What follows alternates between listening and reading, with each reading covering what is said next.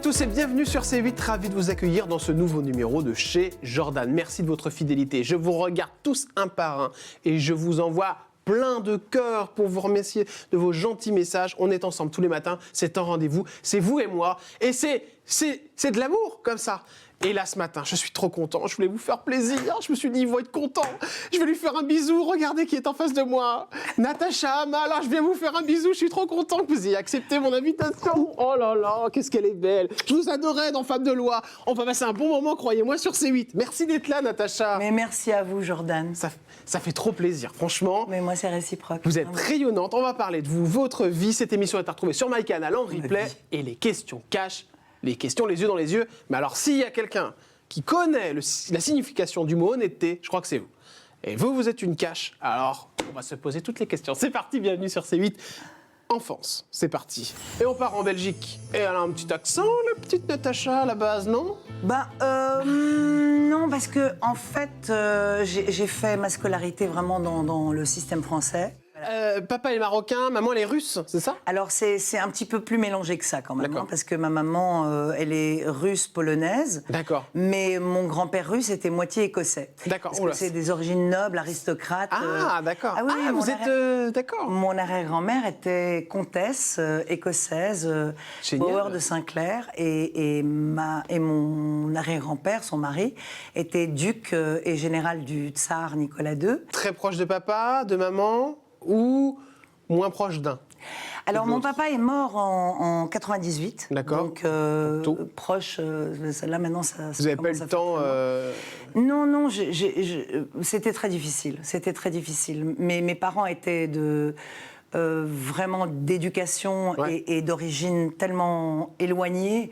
On va dire que mon papa, faisant ses études de gynécologie en Belgique, à l'université, là où il a rencontré ma maman, il a fait toutes ses études de médecine en France, puisqu'il était une pupille de la nation française. D'accord. On enchaîne avec l'amour.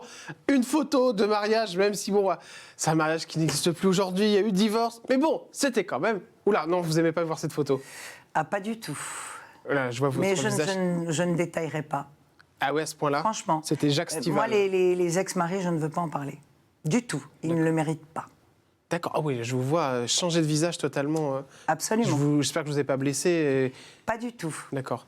Ça s'est mal passé, quoi.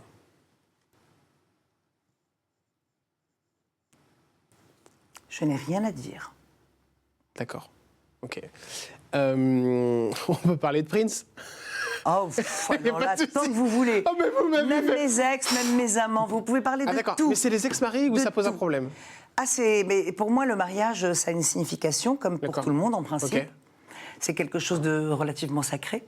Donc, quand c'est désacralisé, ce n'est pas une déception, c'est une trahison profonde. D'accord, ok, bon, c'est de l'infidélité, on a compris. C'est ce genre de choses, quoi. Bon, voilà. Choses. Mais vous avez réglé, entre guillemets, vos comptes pendant ce divorce? Non. Non, c'est fait. C'est fait. Parce que je sens que vous avez, sans dire ce qui s'est passé, mais Natacha, parce que moi, vous avez, dès qu'il y a quelque chose, je sens qu'il y a des choses qui ne s'ouvrent pas, forcément, j'essaie de comprendre, mais c'est parce que vous avez beaucoup souffert de ce divorce que vous avez cette réaction-là, c'est bien ça? De mes deux divorces. Deux divorces, oui. Non, c'est simplement que je suis capable de reconnaître un certain aveuglement de ma part concernant un des deux divorces et l'autre pas du tout. En revanche, j'étais vraiment naïve. En revanche, j'estime que ce qui est fait est fait. Mmh.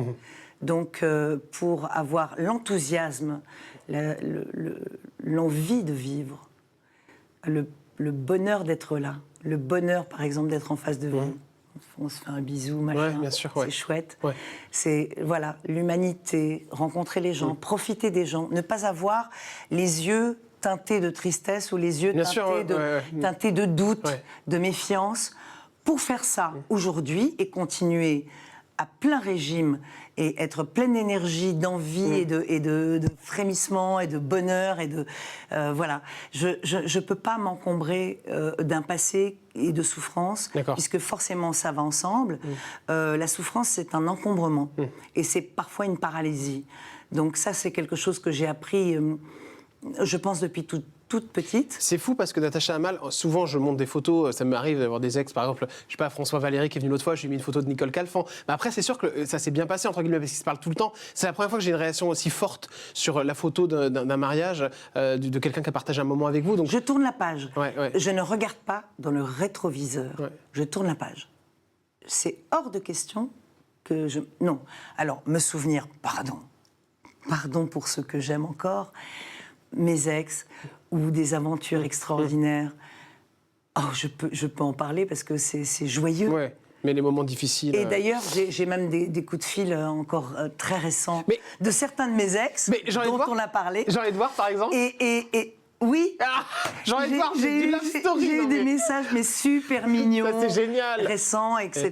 Et puis, mais il y en a d'autres. 2-3 coups de fil, oui, d'ex. Non, mais je ne vais pas parler de célébrités. Il y a aussi des ex normaux, quoi. Enfin, je veux dire, qui ont des vies normales. Mais Jean-Édouard, il a apprécié que vous en parliez. C'était chez Mathieu Delormeau, que vous avez balancé. Non, il ne m'a pas appelé après. Non, mais c'est pas quelqu'un qui est avide de lumière, de reconnaissance et de photos et de visibilité. Non, c'est quelqu'un d'extrêmement normal. Enfin, pour moi. Parce qu'il a attendu plusieurs mois avant de me recontacter, mais j'ai trouvé les premiers messages. J'étais mort de rire, je me suis dit, eh ben dis donc. Il vous a dit quoi? Mais chouette, mignon, vraiment mignon. Et voilà. Pas d'enfant, ça c'est la question qui revient à chaque fois. Est-ce que c'est suite à ces mariages qui se sont mal passés, Natacha, ça vous a totalement bloqué? Vous vous êtes dit non, j'ai pas envie d'avoir un enfant. Si c'est pour être avec quelqu'un qui va me trahir quelque part, je fais cette relation-là, mais peut-être que je me trompe. Alors, non, avec le premier mari, la question s'est posée, mais j'étais tellement... alors, je vais dire un mot qui représente pas vraiment, parce qu'il faut quand même garder la notion de rêve, mais j'étais quand même à l'usine quand je tournais bien sûr, les séries. J'ai pas tourné que Femme de loi, j'ai quand même tourné je sais bien. Moulin, tout ça. Je tournais énormément, je tournais aussi beaucoup de téléfilms, de sagas, de machins. Donc vous n'avez pas trouvé le temps pour faire cet enfant? Non, c'est que j'en parlais. Alors c'est peut-être stupide et naïf, mais bon, j'étais beaucoup plus jeune à l'époque. Ouais. J'en ai vraiment sincèrement parlé. Je me suis dit, tiens, à un moment donné, j'avais envie et tout, et j'en ai parlé à la production, j'en ai même parlé à TF1. Et qu'est-ce qu'ils vous ont dit? Ils disaient, c'est quand même embêtant. C'est TF1 qui vous a dit qu'il fallait pas que vous ayez d'enfants? C'est-à-dire, non, c'est plutôt mes producteurs directs. TF1. Quand même. C'est pas TF1 qui... Dans quel monde on vit? Et pardon, Natacha Hamel, mais à quel moment on dit à une femme, je suis désolé, pardon, mais ça me rend fou d'entendre un truc pareil. À quel moment on dit à une femme, il ne faut pas que vous fassiez d'enfants parce qu'il faut que vous tourniez? Qui peut se permettre de dire ça à quelqu'un? On ne peut pas mélanger ça avec le chantage à l'embauche, je ne pense pas. Mais je pense qu'il y a quelque chose de très subtil dans la façon dont la réponse ou le message peut être distillé. Il y a quelque chose de subtil. Forcément, on vous fait un petit peu comprendre que on préférerait pas. Ouais. Mais on vous dit pas non. On vous dit pas hors de question, évidemment. Alors, on va faire une petite parenthèse quand même. Maintenant, soyons sincères. Vu comment j'ai divorcé avec ce premier mari, quelle chance j'ai eu de ne pas en avoir avec lui. Ah là là! Aïe, elle se lâche! Qu'est-ce qui s'est passé alors? Qu'est-ce qui vous a fait celui-là? Ah non, ça c'est... Allez-y, balancez tout, Natacha, on n'en a rien à foutre! Non, j'ai dit que je n'en parlerai pas. Je sais bien, mais vous revenez à la charte. Ça veut dire donner de l'importance. Est-ce que vous avez... On ne donne pas d'importance à ce qui n'existe plus. Est-ce que vous avez un regret de ne pas avoir eu d'enfant ou pas?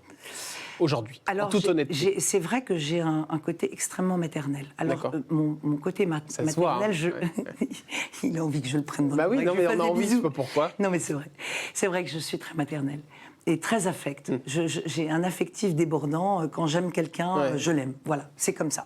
Quand je vois un nourrisson, j'ai envie de le prendre dans mes bras et de le bichonner pendant des heures. Alors ça, c'est seulement à ces moments-là. C'est-à-dire vraiment quand je suis en contact où j'ai une espèce de... Vous dites mince, j'aurais pu avoir ça. Voilà. Vous êtes entre deux sentiments. En fait, je n'y pense pas. Mais quand j'en vois, je me dis, le côté charnel d'un petit être comme ça, oui. Ça, à ce moment-là, je me dis, dis donc... Ah ouais. Natacha Hamel, elle ne veut pas dire oui ou non, elle explique vraiment, elle veut qu'on comprenne bien ce qu'elle porte. 4 septembre 1900, on le dit ou pas? Non, faut pas dire. On le dit pas. Sur Wikipédia, tout le monde est au courant. On peut le dire? Enfin, c'est sur Wikipédia. Hein. Qu'est-ce que tu veux que j'y fasse? Je peux pas faire grand-chose. Hein. Je suis ce que je suis. 54 ans, et pas de ride d'ailleurs. Est-ce que la chirurgie esthétique est passée par là? Allez, soyez honnête, c'est des questions qui ont été posées. J'ai toutes mes rides, moi. Rien du tout. Mais j'ai toutes mes rides, tu les vois fait pas. d'acide. Bah non, je vois rien. Mais alors ça... Bah sincèrement. Mais t'as pas de lentilles, t'as des lunettes. Donc rien du tout. Mais si, j'ai toutes mes rides, je te jure. D'accord, ok. Ah bah non, je voyais pas. Bon, bah écoutez, alors, bon. Enfin, les régimes. C'est dingue. Alors, régime. Gros dossier ou pas? Pendant la pandémie, quand même, à un moment donné, j'étais un peu foufou. Ah, vous avez pris un peu de poids? Et là, non, mais j'arrête pas de bosser. J'ai pas arrêté de répéter là, mon spectacle, là, mon One Woman là, que je viens de démarrer, la Tour de Chauffe. Là, ça me fait, dès que je travaille sur scène, avec l'énergie que je déploie, parce que je suis quelqu'un d'assez physique, là, mon jean, je flotte dedans. Voilà. Harcèlement, vous avez eu des problèmes avec ça ou pas du tout? Toutes les fois où on m'a proposé des grands rôles au cinéma, parce que c'est plutôt le cinéma, c'est plutôt la famille cinéma qui a un problème avec le droit de tissage, mais depuis toujours. Mais c'était quoi le genre de proposition? C'est peut-être un peu moins violent parce qu'ils font gaffe. Mais ils le font comment alors avec vous par exemple? C'est quoi? Moi c'était quand j'étais pressentie, quand le réalisateur me disait écoute, pour le premier rôle féminin, on me disait tiens, tu vas à telle adresse donc dans le bureau du grand producteur de films. Il me recevait, il y avait plein de photos avec lui, très affectif, avec des immenses stars de cinéma que nous connaissons tous. Et puis, il me faisait lever, marcher, machin, défiler comme un mannequin. Ouais. Et puis après, il me demandait si j'aimais jouer au tennis, si j'aimais le bateau, si j'aimais machin. D'accord. Et si j'étais libre pour les vacances. D'accord, ok, oui, donc là vous compreniez assez facilement que c'était la... Et puis il y en a d'autres qui essayaient de me mettre la langue dans la bouche directement. La langue dans la bouche? Oui, il y en a un, mais il est défunt, le pauvre. Je ne peux pas lui taper dessus. Le pauvre, s'il a fait des choses comme ça avec vous... Oui, mais pas seulement avec moi, mais à l'époque, tout le monde se taisait, toutes les actrices se taisaient. Puis même quand... Moi, mon choix, ça a été de dire non, donc je n'ai pas eu les rôles. Ah là là. Donc, vous avez loupé des trucs à cause de ça, en fait? Bien sûr. Je ne les ai pas eus parce que je n'ai pas fait. Mais des gros trucs? Ouais, quand même. Du coup, vous savez qui a fait pour avoir? Je sais qui a fait à ma place, bien sûr. Des personnalités qu'on connaît. Non, mais des personnalités qu'on connaît tous et mais toutes. peut-être qu'elles ne sont pas passées par là, peut-être qu'elles... Ouais. Mais vous allez dire des horreurs. Dites-moi. Je vais dire des horreurs, peut-être qu'elles étaient déjà passées. Mais vous aimez pas. Je suis ignoble. Elle est géniale. Mais on adore ça. Et vous aussi, vous aimez ça, chers amis. Je le sais. Vous qui regardez. Oui. Chers habitués. Il suffit d'une seule fois et que moi, la seule fois, je voulais pas. Voilà. On va pas vous en vouloir d'être honnête, Natacha Hamel. Et en fait, la bisexualité, c'est assez drôle. Donc vous aimez bien les femmes aussi. Mais c'est-à-dire qu'en fait... j'ai eu un premier gros chagrin d'amour, mais vraiment énorme. Un réalisateur qui réussit vraiment bien ici au cinéma. D'accord. Je décroche un second rôle dans un long métrage. D'accord. Et puis je pars faire ce long métrage. Je rencontre cette lesbienne qui est une chanteuse américaine, assez exceptionnelle. Et ça prend direct. Et non. Et elle me dit, parce que je dis, mais je sais pas où loger, machin, parce que je vis à New York et tout. Et puis je pensais pas revenir vraiment totalement à Paris. Et elle me dit, mais écoute, viens chez moi. Je suis avec ma nana, on vit ensemble. Et je te donne une chambre. Et en fait, elle est tombée raide dingue de moi. Mais moi, je la voyais. Je veux dire, 5 minutes avant que ça se produise, je me disais, même pas en rêve. Et vous êtes tombé sur chaque... Pourquoi l'amour n'a pas de sexe? Mais non, c'est pas... Alors là, c'était peut-être un mix des deux, parce qu'il y a des gens qui ont une... Ça arrive, il y a des gens qui ont une sensualité qui est absolument... Vous ne pouvez pas la mesurer avant de toucher les mains de la personne, ou avant de ressentir... Vous définissez très comment? étrange, c'est quelque chose que... Natacha Hamel. Je pourrais dire ça pour les hommes aussi. La plupart des hommes qui sont strictement hétérosexuels ne se doutent pas que peut-être un jour, ils auront une surprise... Vous êtes en couple aujourd'hui? Célibataire ou pas, Natacha Hamel? Ce sera la dernière question sur... Alors... Je ne le suis pas vraiment. Là, ça va pas aimer. La personne qui va pas aimer. Mais c'est-à-dire que... Voilà, c'est quoi? C'est une relation libre? Je n'aime pas... Non, mais je n'aime pas rentrer dans les détails. Elle dit ça, puis après, ça avance plus. D'accord, donc vous êtes un peu en couple? Je n'ai pas tellement envie d'en parler. En couple avec plusieurs personnes? Non. Je vous aime trop, vous me faites rire. Alors je reste... Vous aussi, vous me faites rire. Je respecte. Si vous êtes un coquin, vous êtes un décrypteur. Oui. Stabiliser, ça veut dire quoi? Ça veut dire quoi? Parce que moi, j'ai voulu me stabiliser. Mais ça n'a pas marché. C'était pas le but. Bien sûr. C'est pas le but, mais c'était par amour. Mais je pensais que ça serait éternel. Mais donc, je suis un petit peu méfiante par rapport au poncif D'accord, ok, je comprends de ce la que vous voulez dire. stabilité, on va dire. Les coulisses de la télé avec Natacha Mal, qui parle beaucoup. C'est parti. Qu'est-ce que tu dis? Vous parlez beaucoup. Ben oui, mais il fallait pas m'inviter. Yves Régnier. On commence avec cette photo. Magnifique moment sur Touche pas à mon poste, People évidemment, avec Mathieu Delormeau et la fille d'Yves Régnier qui est venue vous voir. Vous ne l'avez pas vu depuis l'enterrement. Vous avez pleuré, c'était magnifique. C'était un gentil mec. Juste un mot sur lui.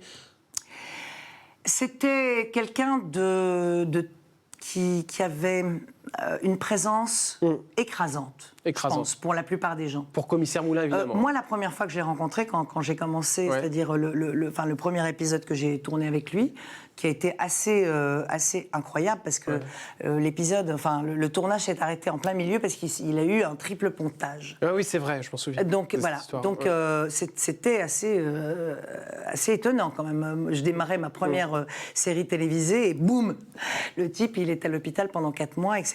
J'ai été le voir d'ailleurs, il était absolument charmant et quelqu'un de très fort, avec un mental très fort. Une personnalité écrabouillante, quoi. Et je pense que c'est être un enfant de Yves Régnier, c'est écrasant. Ouais, c'est difficile, bien sûr, oui, parce qu'il... Mais même pour les comédiens, etc. Il y avait des comédiens, après, bon, on était comme une famille, ça allait. Mais moi, j'avais l'avantage d'être extrêmement jeune et extrêmement jolie. Donc, j'avais un petit pass, on va dire. Ouais. Un petit crédit comme ça en plus, pour ne pas me faire assassiner, tout ça. Mais moi, je voyais quand même, il y en avait certains qui ont ramassaient plein la gueule, quand même. Il était costaud, hein. Il était costaud, ouais. Ah, il mâchait pas. Il mâchait pas ses mots. Est-ce que c'était le cas aussi de cet acteur-là? Parce que lui, il a une drôle de réputation, Roger Hanin, et apparemment, il était aussi assez dur.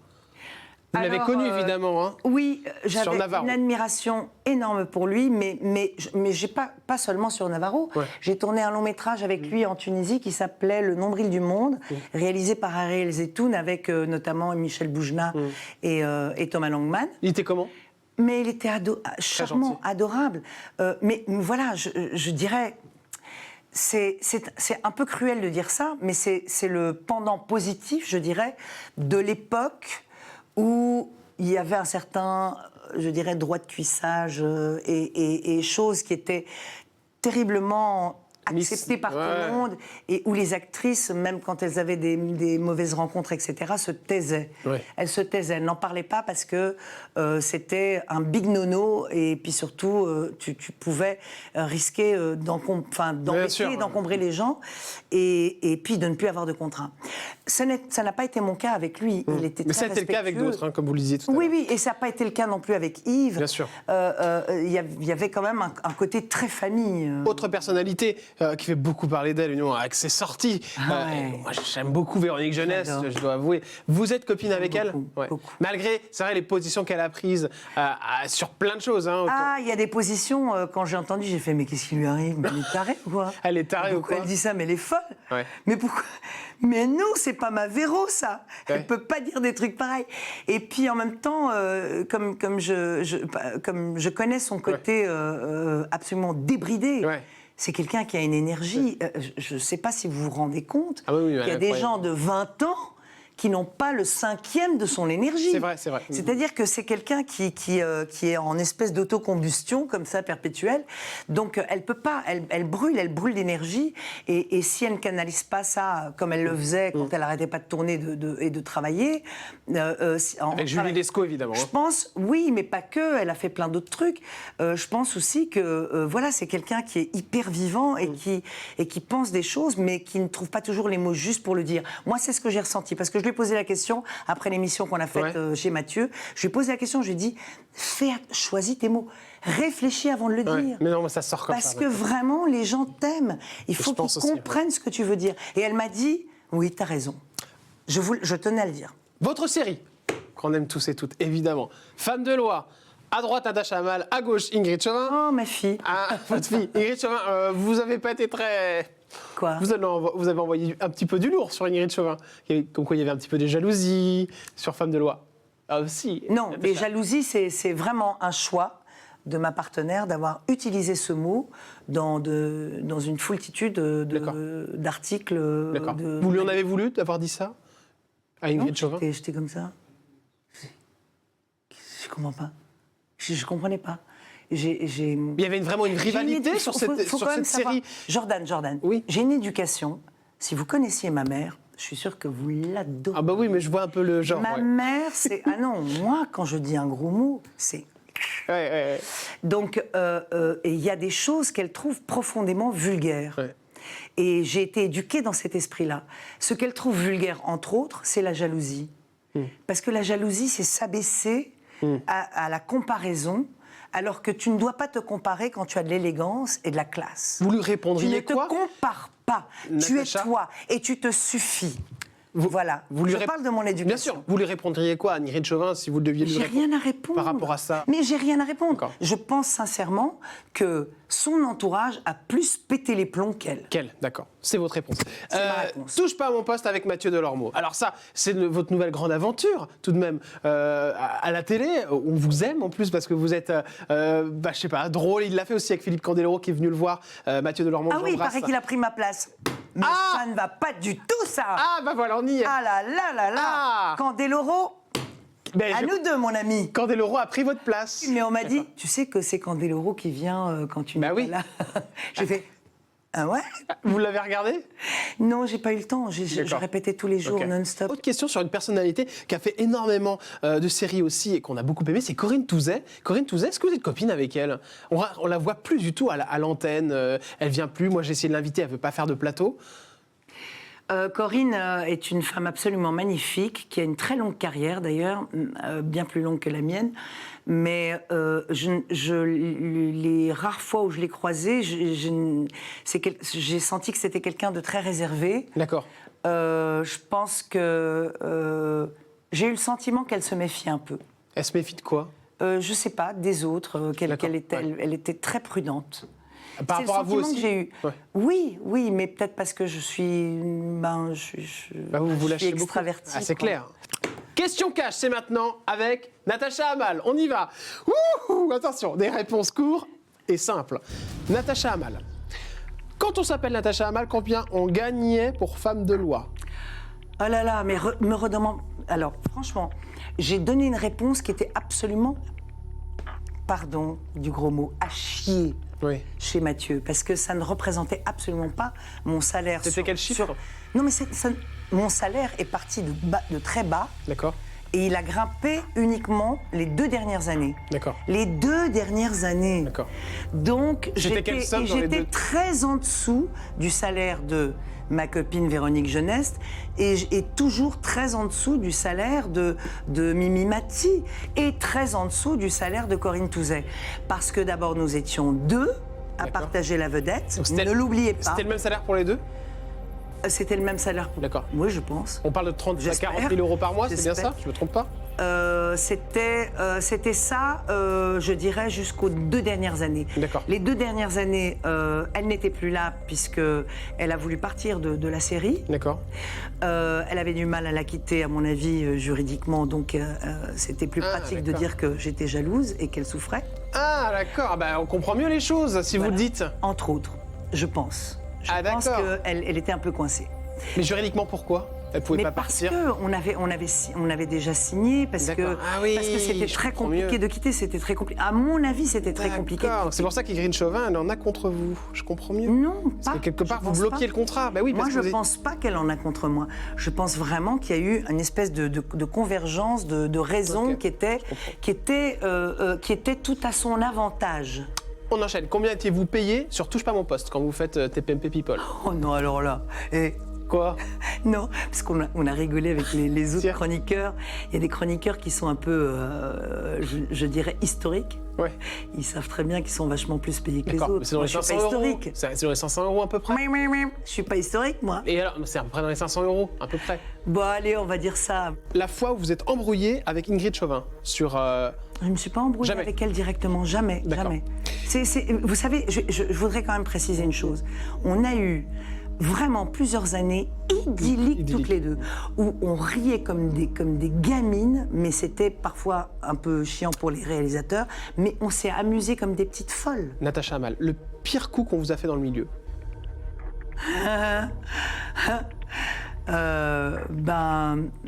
Quelqu'un avec qui j'avais refusé de coucher, donc un coproducteur, a dit si elle est dans le film, je le fais pas.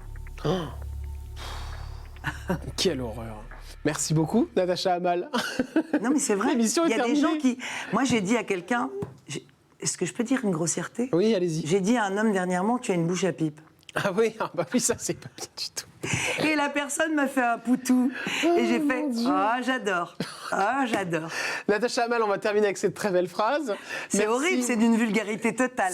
Votre mère, elle regarde ça, j'ai 2 claques. Merci de nous avoir suivis sur C8. Je suis ravi d'avoir passé ce moment avec vous, Natacha. Vous parlez beaucoup, vous êtes une pipelette. Mais c'est pour ça qu'on vous aime.